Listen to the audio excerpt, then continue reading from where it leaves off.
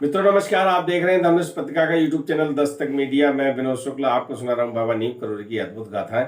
अद्भुत गाथाओं की श्रृंखला में महाराज जी की अनन्य भक्त रमा जोशी, उनकी आस्था डोल गई, उनका मन डोल गया।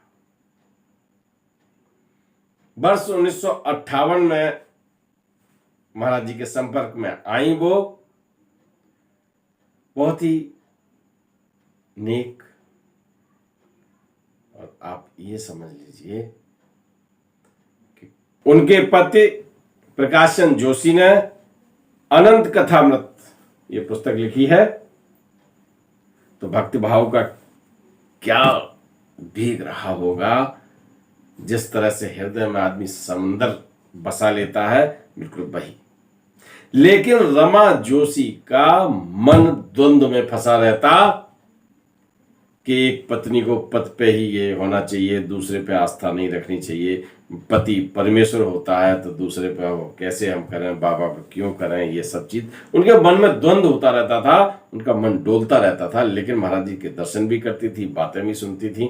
और होता तो कभी कभी ऐसा भी था कि महाराज जी पहुंच गए घर में और रमा जोशी खाना बना रही हैं और महाराज जी रसोई में खड़े हुए, ला भोजन दे माई,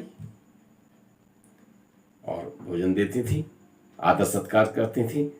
लेकिन मन में जो द्वंद्व चलता था उससे महाराज जी भी वाकिफ थे।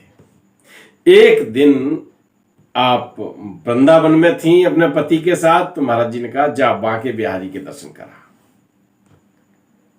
पति पत्नी बांके बिहारी जी के दर्शन करने जाते हैं। दर्शन करने के बाद जब मंदिर से बाहर निकलती हैं तो रमा जोशी एक माला खरीद लेती हैं।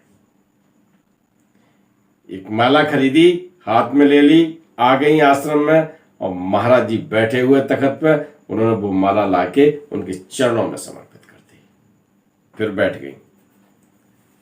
थोड़ी देर बाद रमा जोशी उठी और उन्हें तसल्ली नहीं हुई, वो माला उठाई और माला महाराज जी के हाथों में दे दी।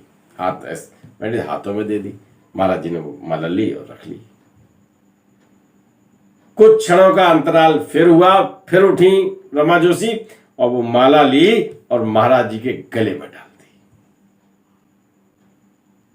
अब जैसे ही महाराज जी के गले में डाली,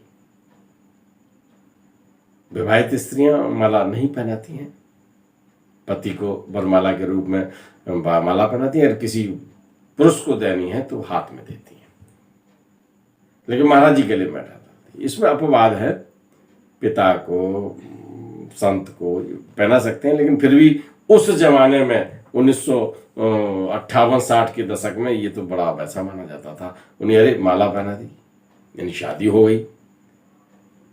ये 3 क्रमिक में हुआ ना, पहले आके चरणों में समर्पित की, फिर हाथों में पकड़ा दी, फिर गले में डाल दी। और महाराज जी ने भी आनंद फानंद में माला उतारी और उतार के रमा जोशी के गले में डाल दी और बोले, आज तो हमऊन पहराए दई। क्या कहा? आज तो हमऊन पहराए दई, है ना। और बहुत खुश हो गए। उस दिन से रमा जोशी के मन का द्वंद्व समाप्त हो गया कि ईश्वर ही है, ईश्वर के स्वरूप में, मानव रूप में हमारे बीच बैठे हैं बाबा नीम करोड़ी, वो समझ गए। और फिर प्रभु दर्शन करने के बाद भक्त तृप्त हो जाता है, कोई इच्छा नहीं रहती।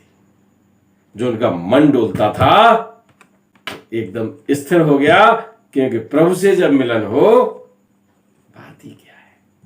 ये तो वही जानता है जिससे प्रभु दर्शन होते हैं।